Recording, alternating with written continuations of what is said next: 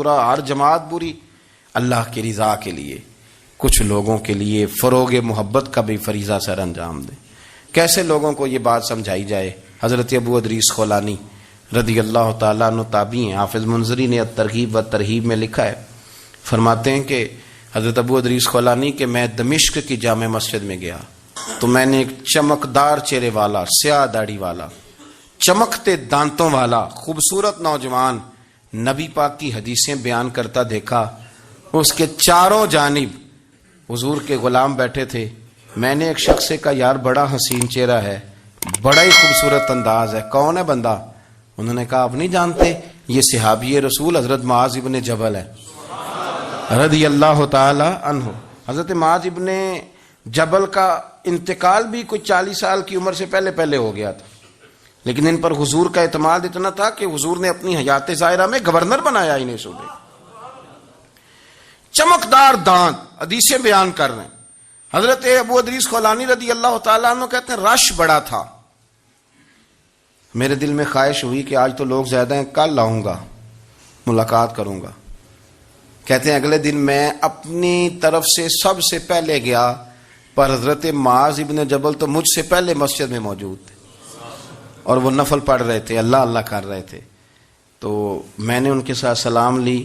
فرمانے لگے کیسے آئے ہو؟ تو میں نے کہا حضور کل آپ کو دیکھا ہے، آپ کی باتیں سنی ہیں، تو گویا آپ کا تو چہرہ ساری رات میری آنکھوں کے سامنے رہا، تو میں تو سویرے زیارت کی غرض سے حاضر ہوا ہوں.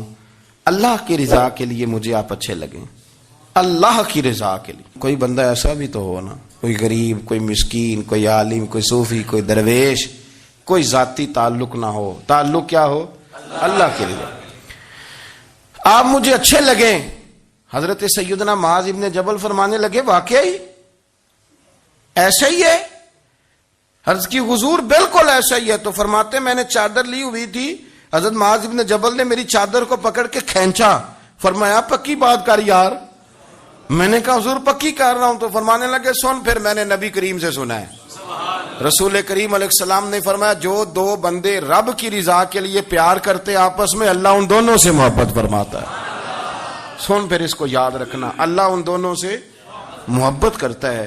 حضرت ابو ادریس خولانی سے کوئی پوچھتا تھا نا کہ دنیا میں جانا ہے تو سرمایہ کیا ہے، تو فرماتے تھے یہ جو میں نے چادر لی ہوئی ہے نا، اس چادر کے اندر میرا وجود ہے اور وجود کے اندر میرا دل ہے اور دل کے اندر میں نے حضرت معاذ ابن جبل کو رکھا ہوا ہے، میں نے وہاں ان کا ٹھکانہ بنایا ہوا ہے، وہاں ان کا ٹھکانہ ہے. یہ دور ہی نکتہ چی ہے، کہیں چھپ کے بیٹھ جا، اور جس دل میں تو مکی ہے وہیں چھپ کے بیٹھ جا. اقبال کہتے ہیں جس دل میں تو مکی ہے وہیں چھپ کے بیٹھ جا. دوستو رسول اللہ صلی اللہ علیہ وسلم کے غلاموں نے مالک کی رضا کے لیے لوگوں سے پیار، فروغ محبت میں کردار ادا کیا، اور بہترین کردار. آپ اپنی زندگی میں کچھ چیزیں ایسی بنائیں جن میں فقط اللہ کی رضا کے لیے محبت، خالق کی رضا کے لیے پیار، خالق کی رضا. آپ یقین کریں اگر تھوڑا تھوڑا کر کے ہم اس محبت کو فروغ دیں نا اپنے دلوں میں، تو بہت سارے بادل چھٹیں گے. ہم نے نا وہ تیزی سے دولت کو، لالچ کو، میں اکثر کہتا ہوں کہ میاں بیوی کا جو رشتہ ہوتا ہے نا، اس کو اللہ پاک نے نا قرآن پاک میں اپنی نشانیوں میں سے ایک نشانی قرار دیا ہے. ان دونوں کی وجہ سے گھر چلنا ہے، بچوں کی پرورش ہونی ہے، نظام زندگی. آپ گھر سکون کے لیے جاتے ہیں، اطمینان کے لیے. آپ اپنے گھر کے اندر جیسے بھی ہوں، آپ کہتے ہیں یہاں مجھے کوئی پریشانی، یہ میرا اپنا بیڈ ہے، اپنا بستر ہے. لیکن اگر اسی رشتے میں جب آپ بیج بوئیں تو سب سے پہلے دولت کا بوئیں. اگر لڑکے والے یہ لالچ کرتے ہیں نا لڑکی کیا لے کے آئے گی، تو لڑکی والوں کا بھی لالچ ہوتا ہے کہ لڑکا کماتا کیا ہے. ان کو بھی پتا ہوتا ہے کہ کتنے پیسے لاتا ہے، کیا کمائی ہے، کتنا کچھ جھاڑو پھیر لیتا ہے. آپ نے جب بنیاد یہ رکھی، مجھے دیانتداری سے بتانا کہ پورا نیک ہو، پورا شریف ہو، پورا پرہیزگار ہو، لیکن دولت صحیح نہ کماتا ہو تو رشتہ آسانی سے ہو جاتا ہے. وہ بس سارا کچھ ٹھیک ہے، چلو کمائی تھوڑی سی کم ہے، وہ مشکل سے گزارا ہوگا. وہ کہتے ہیں نہیں جی نہیں، بھوکے تو نہیں نہ مرنا. کیوں؟ ہم نے اس کے اندر جب دولت کو شامل کر لیا، آ گئی دولت، تب جس رشتے کی بنیادی دولت پہ ہوگی وہاں آپ وفا تلاش کریں گے، وہاں آپ خلوص تلاش کریں گے، وہاں ہم للہیت تلاش کریں گے، اللہ کرے ہو جائے، لیکن وہ ہمارے مائنڈ سیٹ میں یہ بات ہوتی ہے کہ یہ جو معاملہ ہے یہ گڑبڑ ہے۔ اگر رضائے الہی مقصود ہو، اگر اللہ کی رضا مقصود ہو، حضرت فاطمہ بنت قیس ایک صحابیہ تھیں، انہیں طلاق ہو گئی، ان کے لیے دو رشتے آئے، ایک حضرت عبد الرحمن ابن عوف کا مالدار ترین آدمی تھے، اور ایک حضور کے غلام تھے، وہ بڑے غریب تھے، مسکین تھے۔ ان کے والدین کی خواہش تھی کہ عبد الرحمن ابن عوف سے شادی ہو جائے، وہ بھی تو بڑے نیک ہیں، پارسا ہیں، عشرہ مبشرہ ہیں۔ حضرت فاطمہ بنت قیس نے کسی بندے کی ڈیوٹی لگائی، کہنے لگی پتہ کرو نبی پاک کی رضا کیا ہے، حضور کی رضا کدھر ہے، تو پتہ چلا حضور کی خواہش غریب کی طرف ہے۔ تو وہ خاتون اپنے ماں باپ کو کہنے لگی میرا نا اس غریب سے رشتہ کرا دو۔ ہم نے کہا پتر، بیٹیوں کے بارے میں ماں باپ بڑے احساس ہوتے ہیں، ہم چاہتے ہیں کہ عبد الرحمن ابن عوف مالدار ہے تو وہ بھی تو نیک ہے نا، حضور نے دنیا میں جنت کی بشارت دی اور ان کا بڑا اعزاز ہے، حضور نے ان کے پیچھے نماز پڑھی، بڑا مرتبہ بڑا مقام والا صحابی ہے، وہ تو غریب آدمی ہے، اور پھر حضور نے حکم تو نہیں نہ دیا، خواہش کا اظہار کیا ہے۔ اس بی بی کے جملے بڑے شاندار ہیں، کہنے لگی آپ مجھے اللہ کی رضا کے لیے نا میرے نبی کے حوالے کر دیں، مجھے امید ہے اللہ رسول مجھے کبھی ضائع نہیں فرمائیں گے، مجھے حوالے کریں رسول کائنات۔ چھوڑیں کو ضروری ہے دنیا داری ہر طرف دیکھنا، کہیں کوئی کام ایسا بھی تو ہو نا جو محبت کے زور پہ ہو، جو محبت کے لیے ہو۔ کوئی ہمارے پاس بڑے سارے لوگ آتے ہیں، بڑے سارے لوگ آتے ہیں، اور ہم اس قابل بھی نہیں جتنے لوگ آ جاتے ہیں، میں صحیح کہہ رہا ہوں، بالکل کوئی حیثیت نہیں، 1% بھی۔ جب پلٹ کے دیکھتے ہیں تو شرم آتی ہے کہ یار اتنی دور سے بندہ چل کے آ گیا، اس کو کیسے سمجھائیں، کس طرح کر کے۔ تو ایک آدھ دن پہلے ایک بزرگ آ گئے، اور وہ اچھے صاف ستھرا ان کا مزاج تھا، بڑے شاندار، تو میں زیارت کے لیے ہوں، تو میں نے کہا زیارت شیارت والا تو کھاتا کوئی نہیں، چلو آپ آ گئے ہیں تو کوئی حکم کریں۔ تو کہنے لگے کوئی حکم نہیں، میں اللہ کی رضا کے لیے آیا ہوں۔ یہ کوئی تقریر نہیں تھی، کوئی خطبہ نہیں تھا، نہ ان کے سامنے سپیکر تھا، نہ وہ شور کر رہے تھے، نہ وہ نعرے لگوا رہے تھے، نہ وہ ہاتھوں پہ ہاتھ مار رہے تھے، اور اس بندے نے کہا اللہ کی رضا کے لیے آیا ہوں، تو وہ بھی رو پڑے تو میں بھی رو پڑا، ختم ہو گئی بات۔ اب بات کو سمجھیں، یہ اتنا تگڑا رشتہ ہے نا یار، کسی رشتے کے بیچ برادری ہوتی ہے، کسی رشتے کے بیچ خاندان ہوتا ہے، کسی رشتے کے بیچ قبیلہ ہوتا ہے، کسی رشتے کے بیچ رنگ نسل ہوتی، وہ کتنا تگڑا رشتہ ہے کہ دو بندوں کا رشتہ ہو، ایک بیچ میں خدا ہو، دوسرے محمد مصطفیٰ ہو، آپ کتنا اسے مضبوط رشتہ سمجھیں گے جس کے بیچ اللہ رسول ہو۔ اتنا تگڑا رشتہ، اتنا مضبوط تعلق، اتنی وسعت اس کے اندر، اللہ کی رضا کے لیے۔ حضرت موسیٰ کلیم اللہ علی نبینا علیہ الصلوۃ والسلام سے رب کریم نے فرمایا، کہا اے موسیٰ میری رضا کے لیے بھی کوئی کام کیا ہے؟ حضرت موسیٰ علیہ السلام نے عرض کی یا اللہ میں نے تبلیغ کی، تو فرمایا وہ تو آپ کی ذمہ داری تھی۔ امام غزالی نے روایت لکھی ہے، اے اللہ میں نے آپ کے تمام احکامات پہ عمل کیا، موسیٰ وہ تو آپ نے کمال کیا، اللہ کے پیغمبر ہیں، تو میری رضا کے لیے، تو یا اللہ تیری رضا کے لیے کیا ہے؟ تو رب کریم نے فرمایا کسی بندے سے صرف اس لیے پیار کیا ہے کہ وہ اللہ کا بندہ ہے، فقط اس لیے پیار کیا ہو کہ وہ اللہ کا بندہ ہے، فقط اس لیے۔ میرے عزیز آپ بات کو سمجھیں، زندگی میں فروغ محبت پر کچھ کام کریں، کچھ تھوڑا سا کوشش کریں گرد جھاڑنے کی، کچھ گرد جھاڑنے کی کو ہم نے نا ایک سٹیٹس بنا لیا ہے۔ اب تو مسلمان پہلے فرقوں میں بٹے، قبیلوں میں بٹے، اب شہروں میں بٹ گئے۔ آپ کبھی گجرانوالا کے لوگوں سے پوچھو نا گجرات، تو کہنے ہو گجرات والے تو اللہ بچائے، کہتے ہیں کہ نہیں؟ گجرات کے لوگوں سے پوچھے گجرانوالا تو کہتے ہوتے کھاندے ہی بڑا نے، کس کی بات کر رہے ہیں؟ تو گجرانوالا والوں سے پوچھیں لاہور والے کہتے توبہ لاہوریا جے۔ صحیح کون ہے؟ کوئی بھی نہیں۔ کیوں؟ اس لیے کہ ہم نے ہر شہر کے لیے کہاوت بنا لی ہے، میں صحیح کہہ رہا ہوں، ہر قبیلے کے لیے کوئی نہ کوئی، یہ ہم نے ظلم کیا اپنی جان، یہ ہم نے زیادتی کی، کہانیاں بن گئی، کہاوتیں بن گئی، شہروں کے لیے، علاقوں کے لیے، قبیلوں کے لیے۔ مقصود کیا تھا؟ کسی طریقے سے نفرت پروان چڑھے۔ کھانا ہے نا، کھانا تو آپ جو کھانا کھاتے ہیں وہ اپنے ذائقے کے مطابق کھاتے ہیں، سندھ کے لوگ جو کھانا کھاتے ہیں وہ اپنے، آپ کا کوئی حق نہیں آپ ان کے کھانے پر تنقید کریں، اس لیے کہ ان کا ذائقہ وہ ہے، اور ان کا بھی کوئی حق نہیں وہ آپ کے کھانے پر تنقید کریں، اس لیے کہ آپ کا ذائقہ لیکن طنز کرتے ہیں. جو بات سمجھانا چاہتا ہوں وہ یہ ہے کہ ہم طنز کرتے ہیں, تنقید کرتے ہیں. تضحیک آمیز لہجہ ہمارا ہوتا ہے. اس لہجے کے اندر کمزوری ہوتی ہے, اس کے اندر اس طرح کی بناوٹ ہوتی ہے کہ محسوس ہوتا ہے کہ ہم سامنے والے کو بڑا نفرت کی نظر سے دیکھتے ہیں. یہ رویہ کبھی اختیار نہ کریں.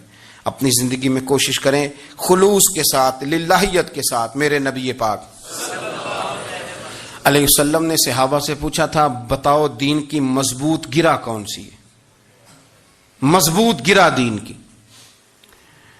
تو ایک صحابی نے کہا یا رسول اللہ نماز. 5 وقت مسلمان جمع ہوتے ہیں, ایک دوسرے کا حال احوال پوچھتے ہیں, تو اس گرہ میں مسلمان بندے رہتے ہیں. حضور نے فرمایا تم نے بات ٹھیک کی پر میری مراد کو نہیں پہنچے.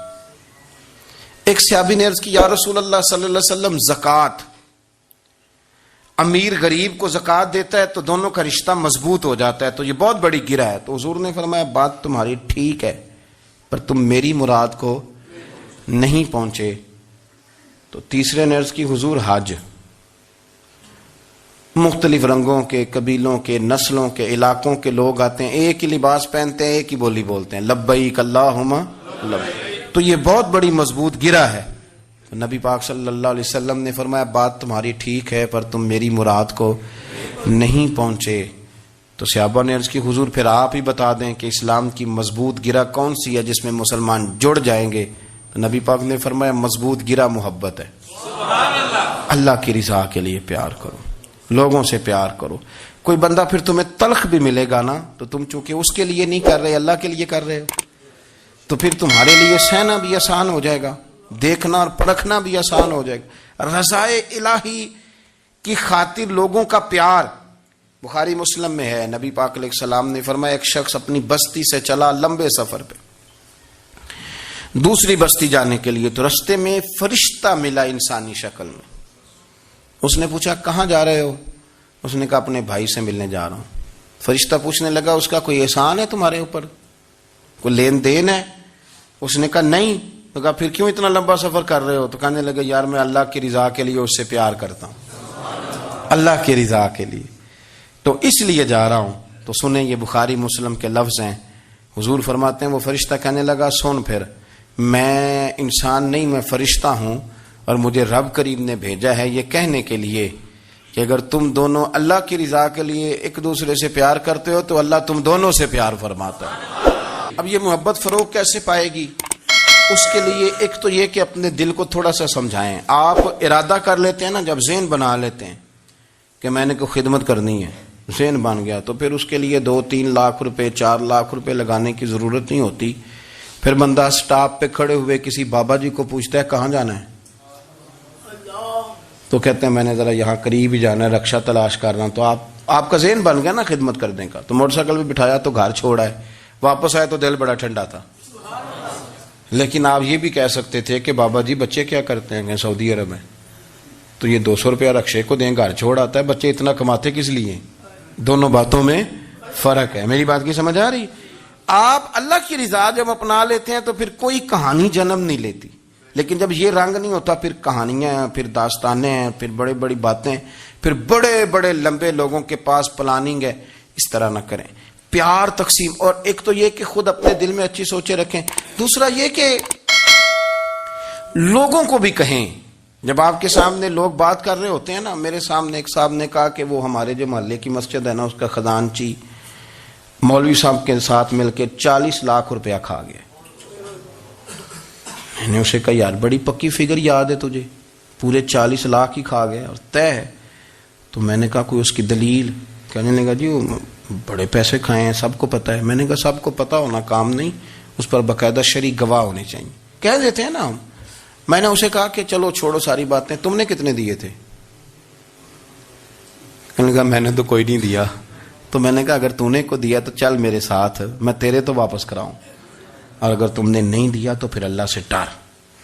اس لیے کہ بہتان بڑا سخت جرم ہے, صبح قیامت اس کا بڑا سخت حساب دینا پڑے. اللہ سے ڈر. یہی حال ہماری اخباریں کرتی ہیں, جس کے اوپر مرضی جو مرضی ڈال دیا, کون سا کسی نے پوچھنا ہے؟ صحیح کہہ رہا ہوں میں؟ جو مرضی. اور اب سوشل میڈیا جب سے آیا ہے پھر تو کسی خبر کی کسی تصدیق کی کوئی ضرورت, اور نہ پوچھنے والا پوچھتا ہے کہ یہ خبر کہاں سے آئی. بہت سارے لوگوں کے مرنے کی خبریں چھپ جاتی ہیں اور وہ وضاحت کر رہے ہوتے ہیں نہیں جی میں بالکل موجود ہوں، میں بالکل زندہ ہوں، کوئی ایسا مسئلہ نہیں ہے. تو اچھا اس طرح جب کوئی بندہ کر رہا ہو تو پھر آپ کیا کریں؟ پھر اس کو سمجھائیں. میں نے بھی اس دوست سے گزارش کی، میں نے کہا آپ غلط ٹریک پہ چڑھے ہوئے ہیں، یہ طریقہ درست نہیں ہے. اگر آپ کے پاس پروف ثبوت ہے تو پھر بھی مجھے بتانے کی ضرورت نہیں تھی. آپ وہ پروف ثبوت لے جاتے اور خزانچی اور امام صاحب سے ملتے، کہتے یہ 40 لاکھ روپیہ کدھر ہے؟ آپ کے پاس پیسے تھے، وہ مسجد کے ہیں، اس کو آپ لائیں، فلاں جگہ استعمال کیے ہیں کہ نہیں. ان کے پاس جاتے دائیں بائیں کہانیاں چھیڑنا تو آپ اپنے لیے گناہ اکٹھا کر رہے ہیں.